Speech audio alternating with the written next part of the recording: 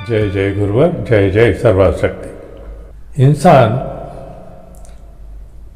आखिर अपनी सोच में ये क्यों नहीं डालता कि जीवन अगर जीना है तो प्रेम सबसे महत्वपूर्ण तत्व है जीवन का। जिस जीवन में प्रेम ही नहीं, वो जीवन जीवन होता ही नहीं है। शरीर मृत प्राय होता है, क्योंकि हम यहां जो जिंदगी गुजारते हैं वो खुद के लिए कहां गुजारते हैं। हम पूरा जीवन किसी और के लिए जीते रहते हैं। और वैसे भी सभी कहते हैं कि प्रेम के बिना कोई जीवन जीवन होता ही नहीं है। आप खुद सोचिए, आप अपने जीवन से प्रेम को निकाल दीजिए, फिर ना आपका कोई भाई होगा, ना बहन होगा, ना माँ होगा, ना बाप होगा, क्योंकि ये सब तब होते हैं जब प्रेम होता है। फिर ना आपका कोई मित्र होगा, नहीं आपके सगे संबंधी कोई होंगे, क्योंकि जहां प्रेम ही नहीं वहां संबंध कैसा। संबंध तो प्रेम से ही बनते हैं, और इसी प्रेम को हम पूरे संसार में उसका अपना स्थान दिलाने के लिए इस कोशिश में लगे रहते हैं कि मनुष्य प्रेम को समझे। हम सब प्रेम को जाने, पहचाने और ये माने, समझें कि प्रेम के बिना हमारा जीवन कोई जीवन नहीं है। प्रेम तो पशु पक्षियों में भी होता है, क्योंकि पशु पक्षी भी बिना प्रेम के नहीं रहते। किंतु हम ज्ञानी हैं, समझदार हैं, पशु पक्षियों से अपने आप को उच्च श्रेणी में रखते हैं, समझते हैं। तो इतना भी हमें समझना चाहिए कि जैसे हम जीना चाहते हैं वैसे ही दूसरों को भी जीने का अधिकार है। हम खुद जिए और दूसरों से जीने का अधिकार छीने, ये गलत है। क्योंकि अगर हम किसी से अधिकार छीनेंगे तो कोई हमारा भी अधिकार छीनने की फिराक में होगा, और जैसे ही मौका मिलेगा वो हमसे जीने का अधिकार छीन लेगा। और यही से बात आती है गुलामी की। हम दूसरों को अपना गुलाम बनाते हैं। इसका मतलब यह है कि उन्हें अपनी जिंदगी जीने का हक नहीं देते। अब वो गुलामी चाहे नौकरी की हो या किसी भी प्रकार की। देखिए, नौकरी नौकरी होती है, उसे आप किसी भी अच्छे शब्दों में कह लीजिए। अंग्रेजी में उसे सर्विस कहते हैं, आजकल हिंदी में उसे सेवा कहने लगे हैं। सेवा के लिए कोई नौकरी नहीं करता, मेवा के लिए करता है। मेवा अर्थात धन प्राप्ति के लिए। धन प्राप्ति होती है तो ही वो सेवा में जाता है, अर्थात नौकरी करता है। बिना मेवा के कोई कहीं कुछ नहीं करता। मगर अगर आप ये चाहते हो कि आपको अपनी तरह से जीने का अधिकार हो, तो उसका आधार प्रेम ही हो सकता है। कोई भी कार्य आप करोगे तो अकेले नहीं कर पाओगे। मकान बनाना है तो भी आपको 10 आदमियों की जरूरत पड़ेगी। कपड़े बनाने हैं तो भी आपको कुछ आदमियों की जरूरत पड़ेगी। कुछ खाना पकाना है तो भी कुछ आदमियों की जरूरत पड़ेगी। कोई भी कार्य आप जीवन का अकेले नहीं कर सकते, और करने जाओगे तो आपको तकलीफें ही तकलीफें होंगी। देखिए, घर में अगर मान लीजिए किसी की शादी है, तो शादी में आप अकेले ही पूरी शादी का इंतजाम करोगे तो आपकी हालत कैसी होगी आप खुद अंदाजा लगा सकते हो। मगर उन कामों का अगर आप बंटवारा कर दोगे कि भाई ये काम तू करेगा, बारात आएगी तो बारात का तू देखेगा, बारात के खाने का हिसाब भाई तू देखेगा, या दूल्हे के लिए क्या करना है वो तुम देखोगे, बारातियों को संभालना है वो तुम देखोगे, सजावट का काम तुम देखोगे। इस तरह से जो बंदोबस्त होते हैं उनको अगर अलग अलग हिस्सों में बांट दें तो वो काम आपके लिए आसान हो जाता है। और यही काम जिंदगी का है। अगर हम जिंदगी को एक गुट बना करके जिए, वैसे भी समाज की जो रचना हुई है, समाज जो बनाया गया है, उसकी रचना का मुख्य उद्देश्य ही यही था कि हम मिल करके हर परिस्थिति का सामना करें। वरना समाज की जरूरत क्या थी? एक परिवार है, माँ बाप हैं, बच्चे हैं, भाई बहन हैं, ये सब हैं, बस वो अपना देख लेते। मगर ऐसा होता नहीं है, क्योंकि अनेक परिवार मिलकर के एक समाज की रचना करते हैं, एक समाज बनाते हैं। और जब वो समाज एक साथ जुट हो करके खड़ा होता है तो उनके लिए कोई भी परिस्थितियां, चाहे कितने सी विकट से विकट परिस्थिति हो, आसान हो जाती हैं, क्योंकि वो सब मिल करके उनका सामना करते हैं। यही स्थिति और यही राज है हमारी जो नौकरी की समस्या है, या यूं कहिए कि धन कमाने की जो समस्या है, उसका हल करने का एक यही राज है कि हम मिल करके उस परिस्थिति का सामना करें और कुछ ऐसी व्यवस्थाएं करें ताकि हम धन कमाने की स्थिति में हों। और सिर्फ जरूरत के लिए नहीं, हमें वो धन अपनी जरूरत से ज्यादा कमाने की कोशिश करनी चाहिए,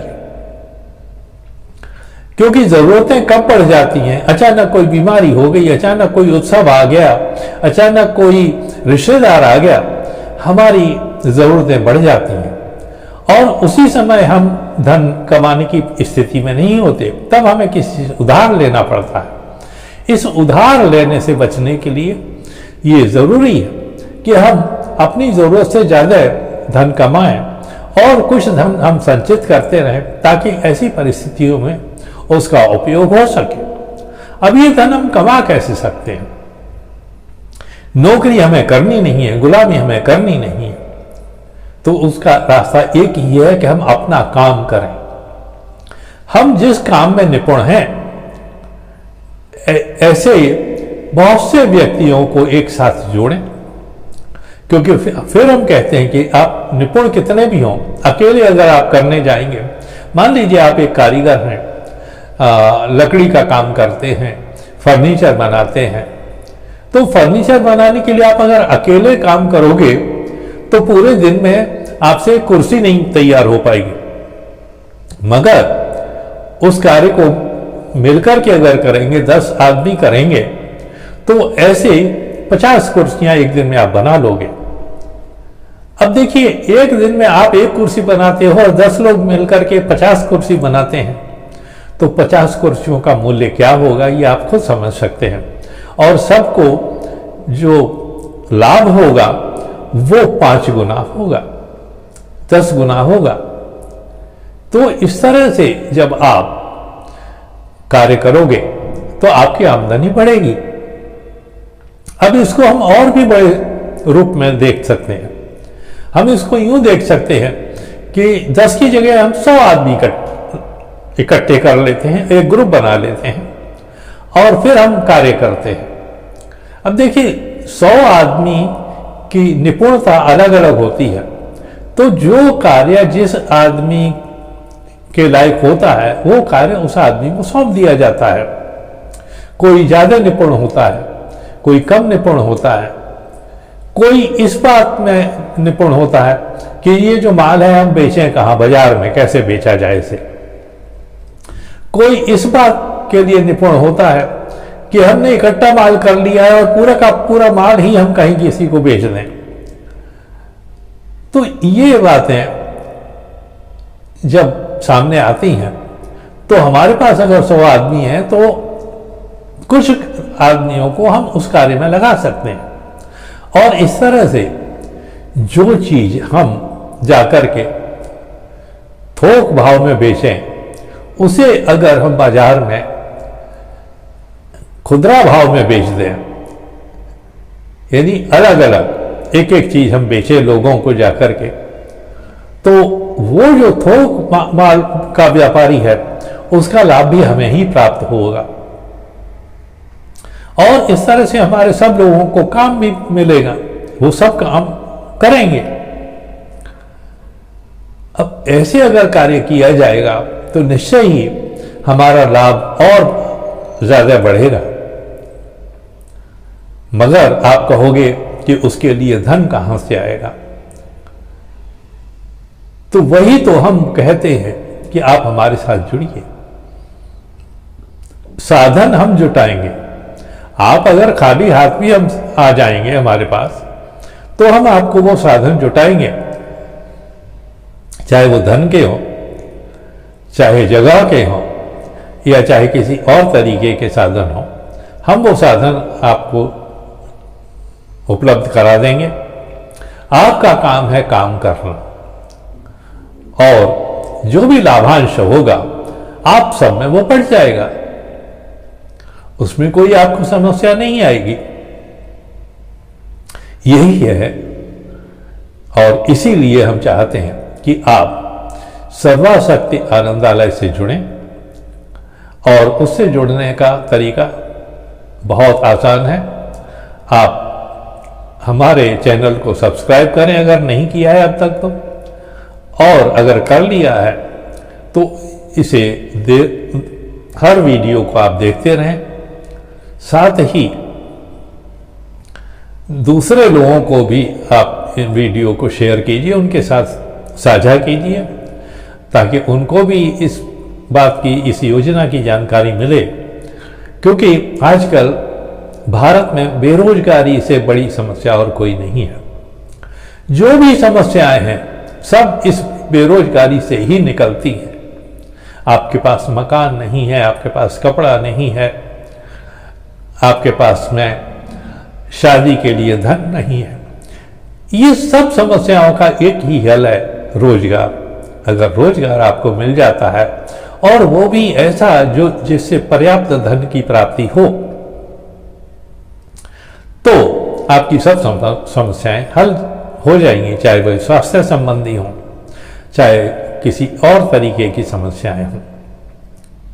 सामाजिक समस्याओं का हल भी यही है। ये जो आज हम वैमनस्य देख रहे हैं, ये वैमनस्य दूर करने का एक ही तरीका है, हम एक दूसरे से जुड़ें। और जुड़ने के लिए सबसे पहली जो बात है वो है कि हमारे दिल में प्यार होना चाहिए। ये नहीं कि दूसरा ज्यादा कमा रहा है तो हमें जलन हो रही है, नहीं। वो जो हमारे आसपास के लोग हैं अगर कोई ज्यादा कमाएंगे भी तो वक्त पे हमारे ही काम आएंगे, और अगर ज्यादा कमा रहे हैं तो हम वक्त में उनके काम आएंगे। ये समूह का कार्य होता है। जब हम एक दूसरे से जुड़ते हैं तो एक परिवार बन जाते हैं, और परिवार आप जानते ही हो हर परिस्थिति में एक दूसरे का साथ देता है। आप सिर्फ हमारे जो चैनल है उसको सब्सक्राइब करके, उसको शेयर करके, वीडियोस को शेयर कीजिए, और पसंद आते हैं तो लाइक भी कर दिया कीजिए कभी कभी। हाँ, एक बात जरूरी है कि हमने अपना व्हाट्सएप नंबर डिस्क्रिप्शन बॉक्स में दे रखा है। आप अगर चाहें तो हमसे संपर्क कर सकते हैं, मैसेज भेज दीजिए व्हाट्सएप पे। फोन मत कीजिए क्योंकि फोन हम उठा नहीं पाते हैं हर समय, बस। और इस तरह से जब आप हमसे जुड़ जाएंगे तो आप देखेंगे कि आप जो एक नौकरी की तलाश करते थे किसी एक बड़े उद्योग के मालिक बन जाएंगे। बस आज इतना ही। बड़े उद्योग में शामिल होना है तो व्हाट्सएप पे मैसेज भेजना आपका ज़रूरी है। आप मैसेज भेजिए, हम आपसे संपर्क करेंगे और फिर आगे जो करना है वो बताएंगे। आज बस इतना ही। धन्यवाद, शुक्रिया, थैंक यू वेरी मच।